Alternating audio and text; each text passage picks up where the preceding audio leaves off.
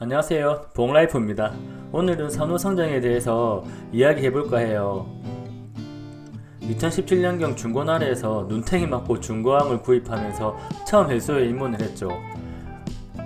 아마 처음 시작은 대부분 똑같을 겁니다. 니모 한두 마리랑 말미잘 한 마리만 키운다고 하죠. 이렇게 니모가 산호나 말미잘이 부비부비하는 모습을 보고 있자면 정말 하루의 스트레스가 없어지거든요. 캠핑이 불멍이 있듯 해수왕에는 물멍이 있죠. 처음 계획했던 니모와 말미잘만 키운다면 전혀 문제가 없겠지만 수족관에서 형형색색의 산호와 물고기를 본다면 100만% 눈이 높아집니다. 마티즈 사러 갔다가 벤츠 사는 꼴이죠. 제가 그랬습니다. 눈탱이 맞고 중고로 사온 35큐브 첫 어항은 해수욕 카페에서 더 큰 45큐브 어항이 반값도 안 해서 또 질러버렸죠. 두 개의 어항도 성이 안 차는 찰나에 750 사이즈 어항을 또 공짜로 업어왔습니다. 하지만 자꾸만 산호나 물고기들이 용궁을 가자 충분히 기다리지 못한 나를 탓한 것이 아니라 그래 역시 어항은 커야 물성치가 변화가 없지라며 자해를 하며 세 개의 어항을 다 정리하고 가로 1m까지 구입하게 되었습니다. 이게 불과 6개월 사이에 일어난 일이죠.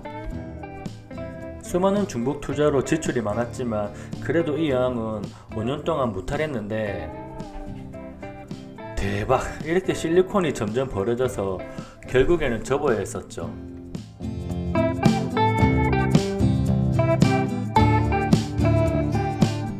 6개월의 공백기를 거쳐 이번에는 제대로 운영을 해보기로 했습니다.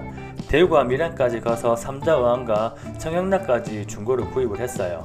수돗물을 걸러서 순수물을 만들어주는 로디 정수기도 설치하고 또 인산염, 질산염, 카본소스, 박테리아제를 비롯한 첨가제와 어항의 물성치를 검사할 수 있는 키트까지 제대로 다 구매했죠.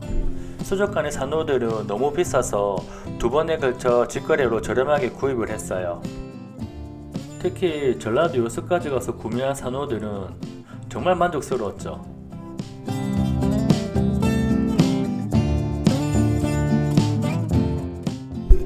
매일 보면서 산호는 잘하긴 하는 걸까 라고 늘 생각했는데 이제는 바닥재가 보이지 않을 정도로 엄청나게 성장을 했습니다. 정내관 레더는 성인 주먹보다 커졌고 대부분 산호들이 성장을 많이 했죠. 특히 니모의 집이 되어주는 이 베트남 레더는 아이 얼굴보다 훨씬 더 커졌어요. 작은 프렉으로 자르면 20개 이상 나와서 용돈벌이도 할 수 있지만 그냥 니모의 집으로 남겨두려고 합니다. 프렉 사이즈였던 형광 분열 레더도 성장을 많이 했고 왼쪽 산호는 2개로 지금 분열 중이에요.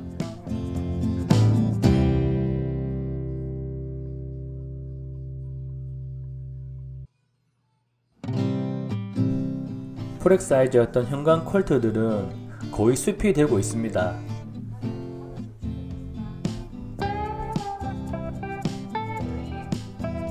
저희 집 제일 에이스인 독일 레도도 성인 주먹 사이즈가 되었네요.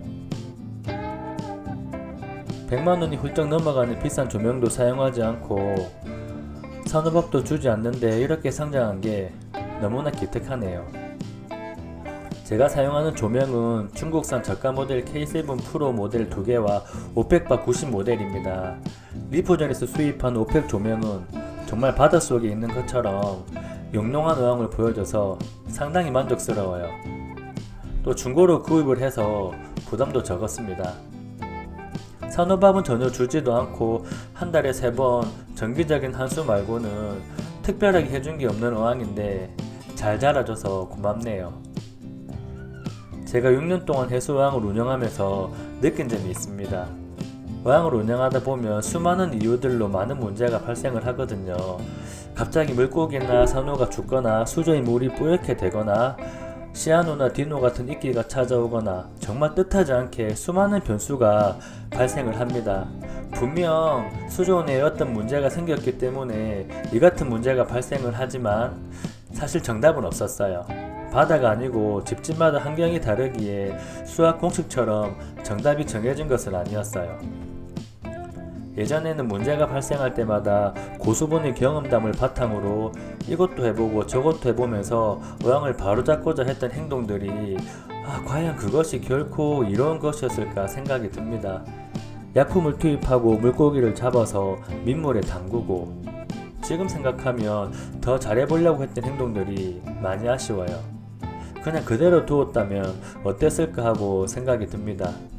그 당시에는 어떻게든 산호나 물고기를 살리고 싶어 했을 거예요. 아마 잘못된 방법으로 해서 수많은 생명체를 용궁으로 보내지 않았을까 생각이 듭니다. 그래서 지금은 특별히 해주는 게 없습니다. 한 달에 3번 정기적인 한수와 아침 저녁으로 물고기 먹이를 주는 것 말고는 크게 어항에 신경 쓰지 않아요.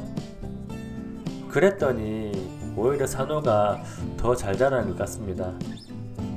정말 꼼꼼히 관리하지 않을 거면 그냥 냅두자 식으로 운영하고 있어요.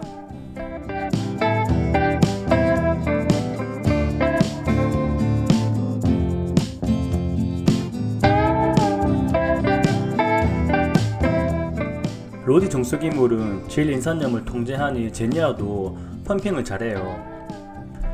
제니아는 수류가 약하고 조명이 강하지 않은 곳을 좋아하더라고요. 이렇게 약 8개월을 운영하니 탈락 개체도 없고 무탈하게 잘 자랍니다. 물고기 똥이 산호에게 영양분이 되기에 또 몇 마리만 키우고 있어요. 이 폭스페이스가 우리 집 메인이죠. 비싼 옐로탕 대신 데리고 왔는데 만족도가 1000%입니다. 성격도 온순하고 이끼도 잘 먹어서 매력 만점인 고기예요. 그리고 이 셀핀팅 역시 제가 참 좋아하는 친구입니다.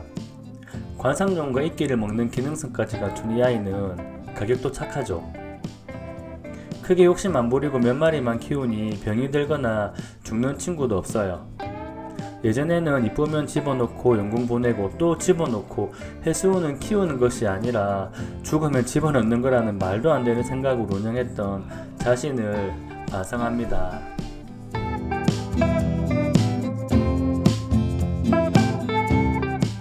사료 순치가 거의 불가능한 만다린도 잘 살고 있습니다. 산호항에는 작은 벌레도 많아서 끊임없이 무언가 먹고 있어요. 볼루탱인 도리는 여전히 과잉성 행동장애를 보이며 특유의 매력을 발산하고 쌍잡이인 니모들은 말미잘이 아닌 산호를 집을 삼아서 평화롭게 지내고 있어요. 다른 물고기에게 전혀 도움이 되지 않는 이 커리는 새우는 방출하고 싶지만 잡을 수가 없어서 그냥 키우고 있죠.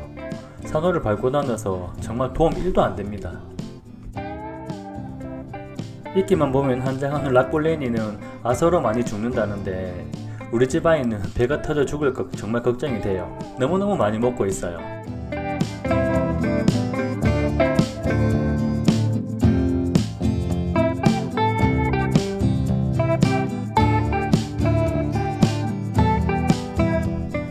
(8개월) 전과 비교하니 정말 많이 자랐네요. 자, 오늘은 산호 성장에 대해서 이야기해봤습니다. 도움이 되셨어요? 다음에도 알찬 내용으로 찾아뵐게요. 감사합니다.